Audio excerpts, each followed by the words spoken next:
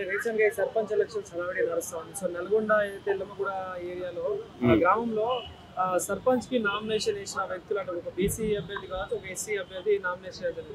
So వాళ్ళపై ఒక రెడ్డి సంబంధించిన సందీప్ రెడ్డి అనే వ్యక్తి కొంచెం రాంగ్ వర్డ్స్ వాడుతూ కూడా కులాల పేరిట తిరుగుతా ఉన్నారు. సో ఎవరైతే ఎందుకు పోటీ చేసి ఎట్లా చూస్తారు? ఇలా చాలా దుర్మార్గం అది. ఇలా ప్రజాస్వామ్యం ఉన్నదా లేదా, ఎంత ఉద్యమాలు జరుగుతున్నటువంటి తెలంగాణలో ఇవన్నీ కూడా చూసిన తర్వాత ఇప్పటికి కూడా నిజంగా ఈ స్వాతంత్రం వచ్చి 78 ఏళ్ళు గడిచినప్పటికి కూడా ఇంకా ఏదో మారిందని అనుకుంటున్నాం, కానీ ఇంకా ఎక్కువైంది అనిపిస్తుంది. ఈ దళితుల మీద దాడులు, షెడ్యూల్ కులాల మీద దాడులు అనేటువంటిది ఇంకా ఎక్కువ పెరిగిపోయింది. ఇవాళ షెడ్యూల్ కులాలే కాకుండా బీసీల మీద కూడా దాడులు జరిగేటువంటి పరిస్థితి. ఇలా గ్రామ పంచాయతీలో ఒక చిన్న సర్పంచ్ వార్డు నెంబరు అయితేనే మీరు ఓర్చుకోలేకపోతున్నారు.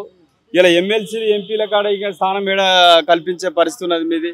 ఇలా నల్గొండ జిల్లాలో మొన్న మీ మీడియా అంతా ఓట్లు అది ఇలా ప్రపంచానికి అంతా తెలిసింది. ఇలా అటువంటి పరిస్థితి ఏ గ్రామంలో ఉన్నా లేకుండా ఇలా జరిగింది. ఆ మీడియా, సోషల్ మీడియా యొక్క విజయం అది. ఇలా అక్కడ ఎల్లమ్మగూడల ఒక వ్యక్తికి మూత్రం దాగించి ఆయన వాళ్ళ భర్తను కిడ్నాప్ చేసి నానా హంగామా చేసి ఆ ఊర్లో ఇంకా మా వాళ్ళే ఉండాలి, లేకపోతే రెడ్లు తప్పితే ఇంకొకరు ఉండద్దు ఊరు మొత్తం అని చెప్పేసి ఇంకా ఎన్ని రోజులు ఈ అరాచకాలు చేస్తారు. ఇవన్నీ కూడా ఇలా ప్రజలు గమనిస్తూ ఉన్నారు. బీసీలు కూడా దీన్ని గమనిస్తూ ఉన్నారు. ఇన్ని రోజులు ఓన్లీ బీసీలే అనుకున్నారు. ఇలా బీసీల మీద కూడా దాడులు జరిగే వరకలా ఇప్పుడు వాళ్ళకు కూడా అర్థమవుతుంది. బీసీలు అందరూ కూడా చైతన్యవంతం అవుతా ఉన్నారు. ఇట్లాంటి దాడులు ఇంకా చాలా గ్రామాల్లో కొన్ని జాగాల్లో చూసినాం. ఇప్పటి వరకు కూడా వార్డు నెంబర్ల కాడ కూడా నామినేషన్ లేకుండా అడ్డుకుంటున్నారు, సర్పంచ్లను అడ్డుకుంటున్నారు. కనీసం ఎంపీటీసీ, జెడ్పీటీసీలు కూడా రాకుండా మొత్తం గ్రామ పంచాయతీ పరిధిలో ఉన్నటువంటి వ్యవస్థ అంతా ఈ రెడ్ల కింద, దొరల కిందనే ఉండాలని ఇంకా మళ్ళా ఒక భూస్వామ్య వ్యవస్థను తీసుకురావాలని చెప్పేసి కుట్రలు చేస్తూ ఉన్నారు. దాన్ని ఖచ్చితంగా ఎండగట్టాలి, అడ్డుకోవాలంటే ఇవాళ బీసీలు, ఎస్సీలు ఏకం కావాల్సిన అవసరం ఉంది. ఎస్సీలలో ముఖ్యంగా ఎస్సీలలో కూడా ఈ కులాలన్నీ కూడా విచ్ఛిన్నం అయిపోయి చెట్టుకో కులం పుట్టుకో కులం లేక 59 కులాలన్నీ విడిపోయినటువంటి పరిస్థితి.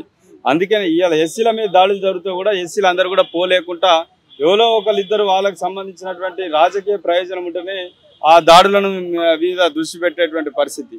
సో ఇట్లాంటివి కాకుండా ఇవాళ మొన్ననే మనం ఎస్సీ కులాల మీద ఎవరి మీద ఎటువంటి అఘాయిత్యాలు జరిగినా, దాడులు జరిగినా మాకు అన్యాయం జరిగితే ఎస్సీలు అంతా ఒక్క తాటి మీద ఉంటారని చెప్పేసి మన ఎస్సీ జేఏసీని ఏర్పాటు చేయడం జరిగింది. మొన్న షెడ్యూల్ కులాల జేఏసీ ఇలా మాలలు కానీ, మాదిగలు కానీ మిగతా 57 కులాలు ఎవరు కూడా ఇలా విడివిడిగా లేరు. ఈ సంస్కృతి, సాహిత్యం అంతా కూడా కలిసి నడిచింది. గత పూర్వకాలం నుంచి ఎస్సీలుగా గుర్తించబడ్డారు, కానీ ఇలా కులాలకి ఎవరు విడిపోలేదు. మళ్ళీ ఈ రాజకీయ కారణాలతోటి ఈ రెడ్లు, ఈ దొరల పాలనతోటి మళ్ళీ విడగొట్టి వాళ్ళను కనీసం ఆ బాబాసాహెబ్ ఇచ్చినటువంటి కనీసం ఆ రాజకీయ రిజర్వేషన్ ఉన్నాయి కాబట్టి మా స్థానంలో మేము ఉండగలుగుతున్నాం. అక్కడ కూడా వాళ్ళకు అనుకూలంగా ఉన్నటువంటి తబల చేసేటువంటి నాయకులనే పెట్టుకుంటారు ఎవరినో కొంతమందిని, కానీ చైతన్యం ఉన్నటువంటి వాళ్ళని రాణించే పరిస్థితి లేదు. సో వాళ్లకు ఒక ధైర్యం ఇచ్చే విధంగా ఎస్సీలు అందరూ కూడా కలిసే ఉన్నారు.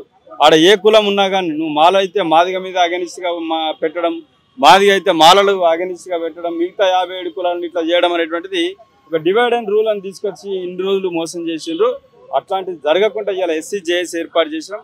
ఇదైతే ఎల్లమ్మగూడలో జరిగినటువంటి సంఘటన తీవ్రంగా ఖండిస్తున్నాం. అటువంటి పరిస్థితి ఎక్కడ ఉన్నా రాష్ట్రంలో ఎక్కడ మా స్థానాలను ఇలా జనరల్ సీట్లలో కూడా మా వాళ్ళు పోటీ చేయాలి.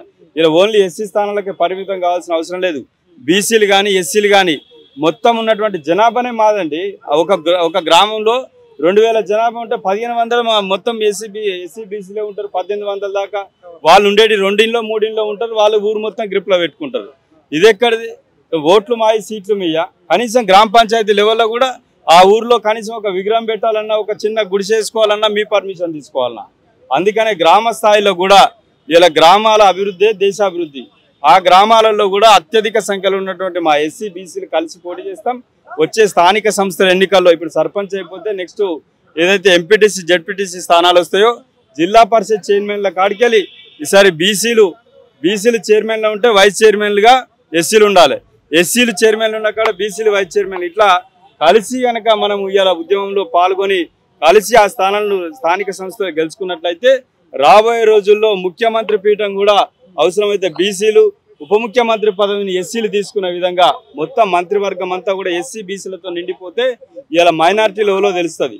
ఇలా రిజర్వేషన్లు అని చెప్పి ఎస్సీ బీసీల మీద ఏడుస్తున్నారు, కానీ 50% రిజర్వేషన్లు ఓసీలు ఏదైతే అగ్రవర్ణాలు అనుకునే వాళ్ళు అనుభవించుకుంటా ఈ ఉన్న రిజర్వేషన్ స్థానాలను కూడా అనుభవించకుండా ఇలా అనగదొక్కుతా ఉన్నారు.